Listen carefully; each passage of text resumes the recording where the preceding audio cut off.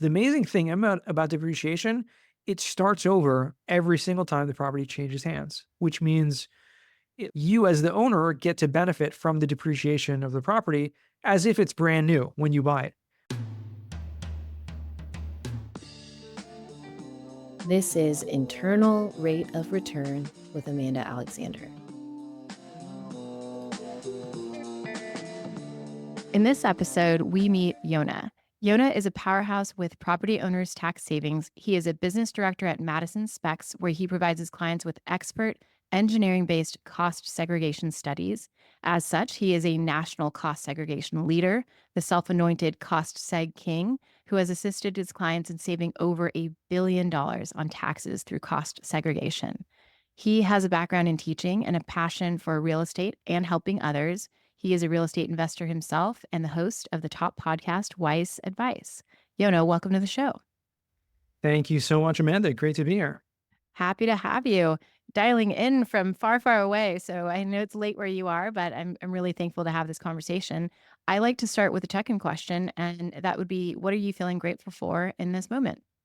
I am so grateful for just having spent 3 days away with my kids, my family.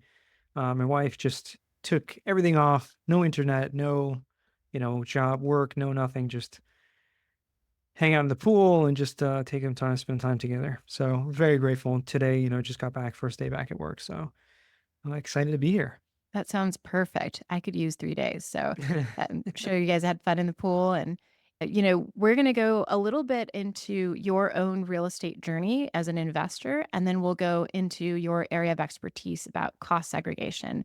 And so I want to start out with what your real estate portfolio looks like today.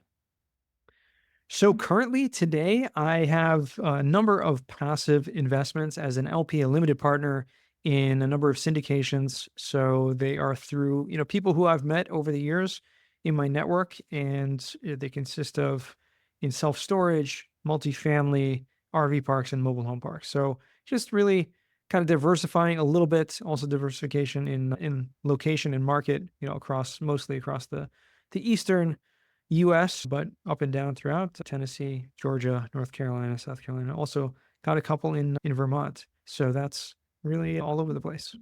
That's pretty cool. And, being somebody who's in multiple, I wonder how your process looks for vetting the deal and vetting the team. Oh yeah, I mean it's extremely intense. For me to invest with someone takes a lot.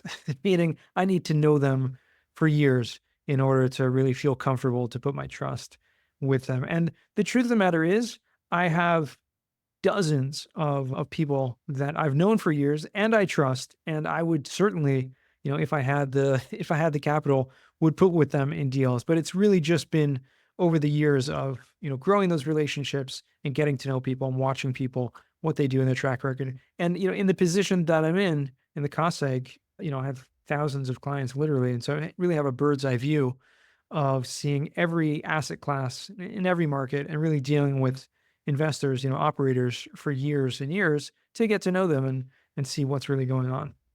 Yeah, I think it's really important to know them as a human and not just, in passing. I'm actually raising capital right now as a co-GP on a deal. And, I always wonder what hesitations might the folks have, and how can I, bring them some confidence, but also poke holes in the deal myself so that it actually Mhm. strengthens my own conviction. So I actually welcome it in that way. Like, what hesitations come up for you as you read through this? So that's Well, been my yeah, approach. yeah. I mean, listen, the hesitations, first of all, are just in the person themselves, right? Meaning the True. first and foremost, before I even look at a deal, I'm looking at the operators. Like, are they a trustworthy, honest, person that I can, that I can rely on if things go the wrong way? And the truth of the matter is, right now, I'm in a deal that as an LP that they requested a capital call, and this is the first one that I've been. Obviously, this is not something new. It's happened for for years on end, but in the market that we're in, it is pretty common that this has happened in deals really to no fault of their own. But had this person not been a friend of mine, not been someone that I've known for years, and how he's handling it is really in the best way I could see possible, then I would, it would be a totally different situation. But because I kind of make I'm fine with it. I'm kind of comfortable with it, knowing that this is really the best thing for the asset for, certain things that were completely extenuating circumstances. It wasn't like, they had this, like a lot of people out there are taking huge risky kind of loans and things like that, risky properties. These were like, certain circumstances that were extenuating and just needed, to bring in more capital to stabilize the deal. So again, back to my point, knowing the person, knowing that they're trustworthy, that's really first and foremost. Then, yeah, you can look at hundreds of deals, you can look at thousands of deals, and a lot of them will be great, right? But if you don't have the people that are running it that you'll be willing to put it with, then the deal doesn't matter. Yeah. So baseline relationship and understanding the people behind the operations is critical, is what I'm hearing. So taking it way, way back before you were an investor, before you did any of this, how was money talked about in your upbringing? So to be honest, not really much. I mean, we didn't really have much discussions about money. We had an allowance. I was kind of given also I'm the youngest, and so my older brothers were, requested to kind of get a job. You want to make money in high school, you want to get extra spending money or whatever, you have to kind of earn it. So that was kind of the responsibility that I learned about money is that if you want it, you have to work for it. You have to earn it. You have to, and then you're just going to spend it. No, you want to make sure you put it to use, or you at least, save it, or use it for what's worthwhile. So there wasn't too much talk again about like budgeting or finances, but one thing that did stand out to me was that I received like a large gift or several large gifts for my bar mitzvah. I'm Jewish, and so it's a tradition that people give gifts. And I had one wealthy, distant kind of relative that gave a large sum of money. In those days, I mean, this is 30 years ago. It was like $5,000. That was like a ton of money. That was totally unexpected. And so a kid with at that age, like, what do you do with it? So my father, sat me down, said, we should invest this. And so he kind of taught me about mutual funds, and that's what we do. We put in some very like safe mutual funds, and through that I actually paid for my college through the returns. It did so well over the next 5 years that I was literally able to pay for my own way through college from that. So it's incredible, but that was beyond that. To be honest, there wasn't much talk about money or finances, but those are a couple of important lessons I learned. Yeah, a great lesson. First of all, shout out to that family member who gave you such a nice gift, but then to your family for teaching you how to use it and multiply it to cover your entire college experience. That's pretty incredible. And you did mention about if you want it, you have to go out and work for it. What was one of the first ways that you've earned money apart from your actual gifts from family? Oh, yeah. No, so in high school, I didn't have several different kind of odds and ends of jobs and things. The things that I enjoyed the most, I was a camp counselor and, did like private tutoring and things like that on the side. So those are the things I enjoyed. I did have a short stint as like a retail kind of job that really, really hated. So I'm not going to talk about that too much, but it was more like just a very, very short lived kind of after school job. Yeah, but teaches work ethic, especially at that age. And so when you were in college, you had that covered, at least at the base. But can you reflect on a time when you had a really low amount in your bank account and where were you at that point in your life and what was your mindset? Sure. I mean, I had probably had a low amount in my bank account for the majority of my life. Even during that time in college, yeah, I was able to pay for college, but not much else. I had to, get a job and kind of support myself through that as well. But even later on in life, when I was after I was married and living and as a teacher, I had, student loans, and I had things that, yeah, even though I had paid for college, I had, post college, graduate, kind of education things, and that came with more loans, more financing, and therefore I was married with a few kids and was a teacher and making very, very bare minimum and just kind of getting by, kind of paycheck to paycheck kind of thing. And but very happily, I was never felt like stressed about money, but I just didn't have it and had at a certain point. But yeah, literally, I had times where I had zero, negative in the bank Yeah. account, and credit card, were maxed and all that kind of stuff. So I definitely know what that's like, and it's not fun. Well, from there to now, you're, an investor in multiple deals and you're the cost side king. So bringing it full circle, you have a few kids. Do you talk to them or teach them about finances? I do, yeah, not too much. I mean, the truth of the matter is, there's They each have their own, but we definitely talk about finances. We don't just kind of give them money to spend whenever they want on whatever they want. It's important for me to them that they earn it, they work for it, whether it's through different chores and things like that. They get an allowance and things, and or whether it's getting a job and paying for their own. So definitely comes up. I'm not too big into like sitting down and learning about finance and stuff like that. I think there's a time and place for that, but I mean, if my kids express interest in it more, I certainly will and do sit down with them. That's great. You're right. And, it is a theme that for a lot of us, money is just not talked about or it's somehow taboo. And so it's really interesting to ask each investor, how was it talked about and how do you talk about it to your kids? Because there's no clear answer. There's no right or wrong way. Well, I guess maybe the wrong way is just to let it be stigmatized with a lot of stress. That's just part of the journey, I suppose. So, bringing it before you were actually investing in real estate, you mentioned being a teacher and that you flipped some, properties, earlier on. What was that first real estate purchase that got you, I guess, going with real estate investing? So I did after teaching for about 15 years. I got involved in real estate. It really just because I was struggling. It was difficult, and so I reached out to different friends of mine, kind of looking for a different opportunity, and real estate kept coming up. So I ended up being a commercial mortgage broker for a little while, working with a good friend of mine, kind of showing me the ropes of commercial real estate, and then got my broker's license. And then so my first deal, as you asked, was a fix and flip that this a partner and I, the guy who I work with in mortgages, we decided to we found some deals in New Jersey, East Orange, New Jersey, if anyone knows the neighborhood. Pretty good, solid market. There was a demand for houses back in 2016. So there was a demand for housing, and there were, a lot of properties that were older and needed kind of to be fixed up. And that was my first investment. And that was really difficult, to be honest. It was not something that I enjoyed doing.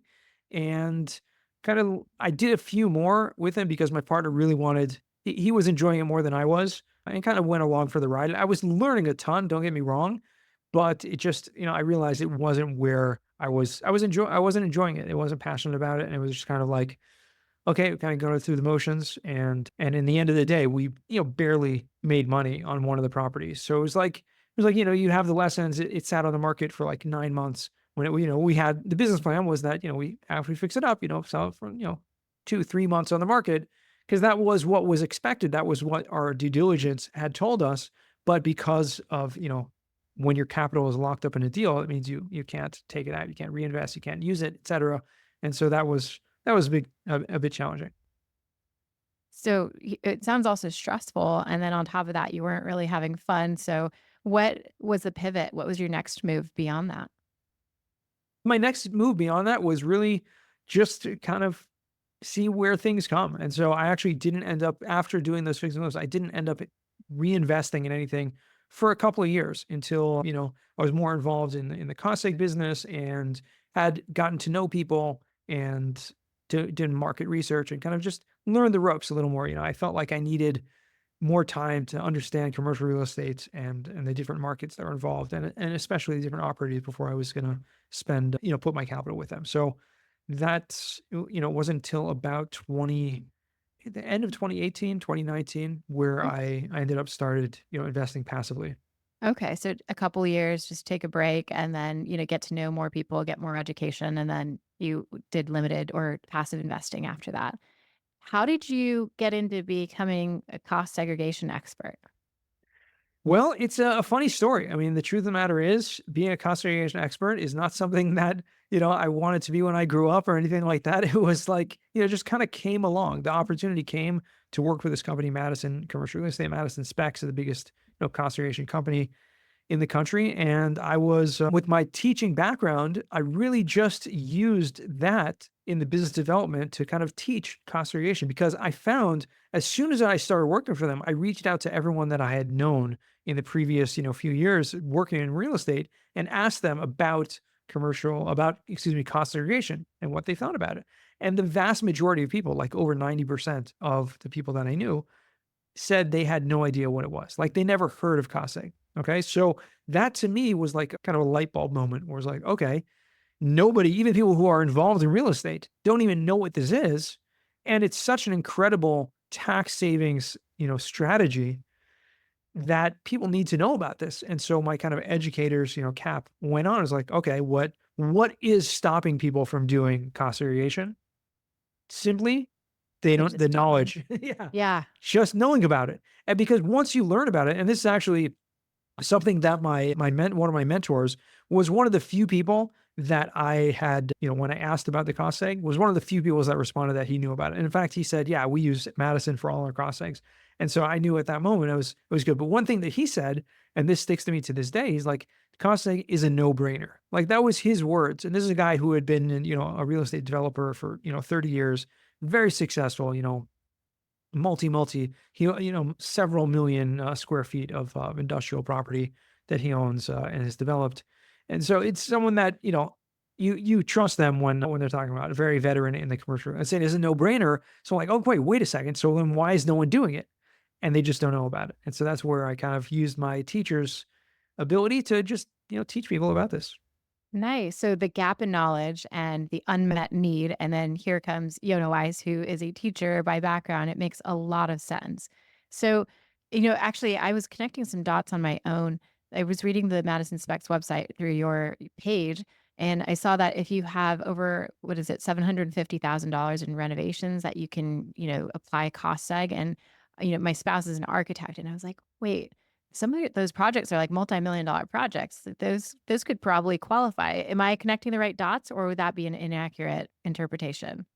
Yeah, costing can be done on not only the renovations or capital improvements or anything, like that, but most importantly on acquisitions. So yeah, absolutely, those types of projects will certainly have, and it's not even 750. Like really anything, any property I say purchased for over $200,000 is already like a starting point where I say it's worthwhile to look into getting cost done. Well, we should probably back it up then. And could We you should. break it down for the layperson? So, somebody who's never heard of cost segregation, which sounds like that's 90% of people, how do you explain what cost segregation is? So simply put, a cost seg is a tax, as I mentioned before, a tax saving strategy. And so we're going to take it one step back even further, which is that anytime you buy a property besides for your primary residence, you get this deduction called depreciation. And even though depreciation sounds like a negative thing, it's like my property's going down in value. In fact, it's just the name of a tax deduction. Okay. So it's a borrowed term saying that just as if your property was going down in value, the IRS is going to give you an income tax write off for the value of your property. Okay. So you literally, when you buy a property, you get to take that purchase price, you subtract a small amount for land, which does not depreciate, and then you get to literally write off for your income tax the total value of that property. Right. But you can't do it all at once. So the way depreciation works is that over a set period of time, either 27 and a half years for residential properties or 39 years for commercial properties, again, arbitrary kind of numbers, but that's what the IRS says. You can then write off your property over that period of time. So you buy $1 million property, take off a certain amount for a small amount for land, and then divide that by 27 and a half, right? You're left with about $30,000 a year, right? Simple math. So again, it's just something, it's a tax savings tool of what depreciation is. Taking it to the next level is what's called cost segregation. Okay. Depreciation gets you this deduction and is great because as we know, real estate has tax benefits. Depreciation is probably the biggest one because you literally just get to take this huge, tax deduction just because you bought the property.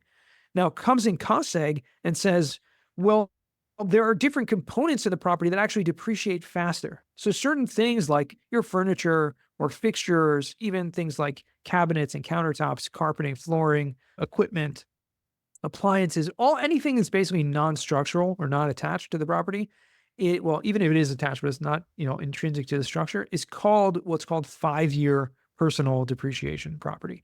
So that means you can depreciate the value of those components over a 5-year period. And that's essentially what cost segregation does. Is it has a qualified engineer who is, well versed in the tax code and construction engineering come in and identify every detail of the property and show how certain things are actually should be depreciating on this faster 5-year or 15-year schedule. And that allows you to accelerate those deductions, take bigger tax deductions during the early years of ownership, And essentially, it's like a cash flow mechanism, right? Because by paying less tax, you have more cash flow to invest.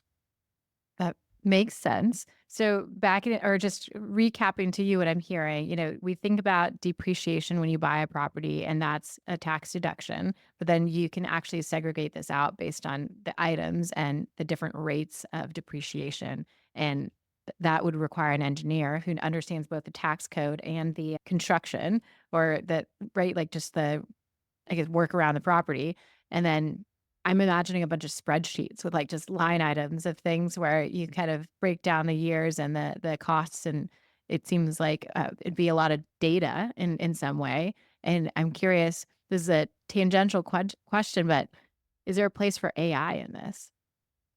Have you ever thought of There that? Yeah, we definitely have. There certainly could be. It's something that we've given a lot of thought to in terms of, I know I actually have a friend who has developed an AI based tool for Airbnb properties where essentially you just, take your phone and log into the app and view everything, and it can show the cleaner, or the person just kind of as they're checking out, goes through everything, and it shows the cleaner, right, what needs to be done, what needs to be replaced, what if anything, if damage has been done, etc. And so I definitely see a place similar to, doing something like that for a cost saving study. It's definitely going to take, a number of years until the IRS would approve something like that, because there is, there's a lot of anything that has to do with taxes. There's very, crazy details of requirements that the IRS has in terms of what can be used, what can't be used, et cetera. So, but I definitely see apps like that coming in handy in the future. I could see that. That's pretty cool. So, if I were to go into a specific example, let's say that I buy an apartment complex and the person that owned it before me did some, let's say, carpet upgrades for $100,000 and then you depreciate that. How does that get passed on to the next owner? So it doesn't in terms of depreciation, because the amazing thing about depreciation, it starts over every single time the property changes hands, which means, like I said before, it's a borrowed term. And therefore, you as the owner get to benefit from the depreciation of the property as if it's brand new when you buy it, which means the 27 and a half years starts over every time the property changes hands. And it's based on the new purchase price. So you bought a property for $1 million and then sell it for 2 million. The new buyer can now start the 27 and a half year schedule based on the $2 million depreciation. Wow. So it's like a reset button and when you exchange hands. That's incredible. I didn't realize that. Wow. So when you I guess if you were to redo parts of that building, just to continue on in this scenario, and I think I read somewhere about having more upfront depreciation or upfront write-offs. How do you explain that if I'm even tracking with how to ask this? Yeah. So, I mean, having more upfront write-offs, essentially what we're doing with the cost variation, we're not creating new deductions out of thin air. What we're doing is we're taking this pool of potential deduction that we say, yeah, they're $1 million property. You can take a little bit every single year, or you can front load, let's say 20 or 30% of those deductions to the first 5 years. And therefore you can take during the first 5 years a big lump sum of those deductions, and the remaining, 70 or 80% is still going to be on that 27 and a half year schedule. You're going to take evenly over the rest of that time, but we're going to pull forward and take this big lump sum upfront. And it's an arbitrary 5 years, or is there any amount of time that can span? So the IRS has, like I said, certain assets depreciate on a 5 year schedule. There are others that are on a 15-year schedule. That's like land improvements, things that are, landscaping, pavement, concrete outside the property. But it's definitely not an arbitrary number. It's very, kind of set in stone. The 5 year property can depreciate. So when you identify, the engineer identifies what the value, say, okay, there's X amount of carpeting, there's X amount of cabinets and appliances and fixtures, et cetera. And all that, the value of that adds up to, whatever that is. We can now take those deductions over that 5 year period. And so that's where we're getting this big kind of lump sum. I see. Okay. So this is super interesting. I'm trying to think about what it looks like for somebody who's a limited partner. If you're in a syndication and you're splitting up some of these benefits, how does that look? Or how would you explain that in its most basic form? Yeah, any time you have a partnership, you are going to split depreciation Usually according to the percentage of ownership. So if you have, a two-way partnership, everyone has 50% ownership, each one is going to get 50% of the depreciation deduction. There are ways as as an LP, as a passive investor, you may get according to your share of depreciation or your share of equity, excuse me, that amount of depreciation. So if you have like a 5% ownership of the property, you're going to get 5% of the total depreciation passed through to you. There are certain ways to allocate depreciation differently according to like say classes of investors. It is a little bit complicated, but there definitely is a way to do that if it's set up properly in the operating agreement from the get go. But, there a scenario might come up with, and I've seen it happen many times, where you'll have people investing from retirement accounts, and that's a very, popular thing to do. You have a 401k, you want to self-direct it, self-directed IRA, et cetera. And you can do that, and you can actually invest in real estate through your retirement plan if you, set it up properly. But doing so, in most cases, is a tax shelter and therefore cannot benefit from depreciation. Now, when you have syndicators that, kind of advertise, hey, you can invest through in our deal through this retirement plan or through your retirement plan, what they're doing is simultaneously, saying you're not going to be able to benefit from the depreciation. So what can be done, and this is something that I've seen, is they'll set up the syndicators will set up two different classes of investors. So if you're investing from your retirement account, you're in class A, and if you're investing, just from cash, you're in class B. And what that does is it allows you in the operating agreement to then differentiate and say, class A will not get any depreciation allocated to them because again, they can't benefit from anyways. And then class B will get, all this depreciation. So there is a way to set that up. It is not as common, but it is certainly can be done. Wow, that makes sense. Okay. So, and I'm just now learning about it. So this is my first time doing a co-GP. So I am reading the PPM and, seeing how there's different classes of investors and which class am I. So I'm tracking, thankfully, on parts of this. And, taking it back to when you were realizing, okay, there's this gap in knowledge about cost segregation, and it is a no-brainer that it should be used. How, apart from I guess getting started with Madison Spex, or maybe this is how you got your knowledge, but was there a book that you read or what resources did you leverage to really start steeping yourself into this information?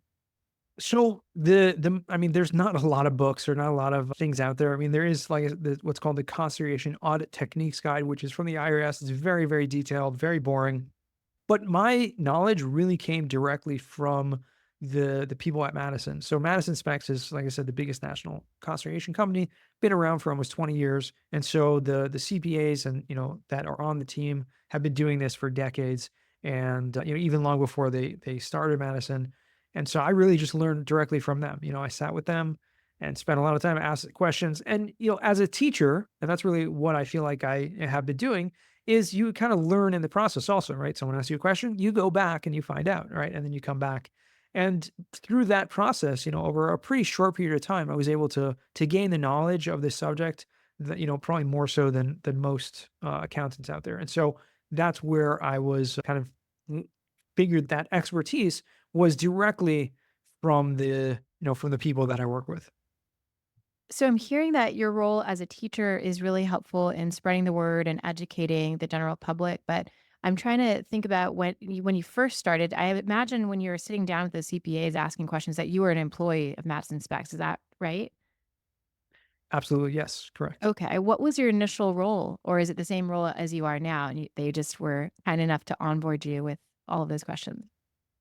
Yeah, no, I mean, it really it's developed, but essentially just in the business development. And so it's been, just helping to grow the company. And through the last, I mean, almost 8 years now, what we've been able to accomplish has been amazing. And so again, my role has been just kind of educating. And because of that, when this kind of role of sales or marketing where you're just the educator, but essentially what happens is when you educate someone and they're like, okay, well now I need to do this. I'm going to go to you because you're the expert. And so that's essentially what we've been able to do. I see. Do you anticipate ever writing a book? It's something that's come up a lot. I certainly have thought about it, but haven't really made the jump yet. It's Okay. possible. So is your main channel then of educating folks through podcasts, if I'm tracking? I have been, as we talked about earlier, I've been a guest on over 400 podcasts. So I've done that, hundreds of webinars also. And so it's just something I enjoy doing and continue to do so. But that's probably the main venue that I've educated. I've written a few articles here and there, but it's mostly in the verbal form. Okay, I see. Because the question behind the question is, where do our listeners go to learn more? And you can look up Yonah Weiss on the different podcasts that he has, but also just signing up for webinars. Are there any other places that you would direct listeners who are eager to learn more? Well, you can, like you mentioned, you can find me on all of the social platforms. I'm very active on LinkedIn, especially, but all the others as well. But you can go to yonahweiss.com where you can find more about everything else I'm doing, including the Weiss Advice podcast, where we don't really talk about COSEG, but rather we interview really successful real estate owners and investors and learn through their experiences. But yeah, if you want to learn more about COSEG, like Amanda said, you could just follow me on the socials and through that the different podcast apps. Thank you. So I guess closing us up, we gave some advice in terms of where to go to keep learning.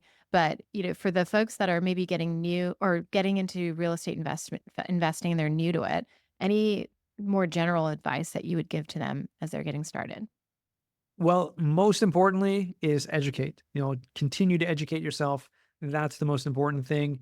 If you can find a mentor, you can find someone that you kind of look up to who's, where you want to be or you see yourself in, a year or two or 5 or 10 years from now.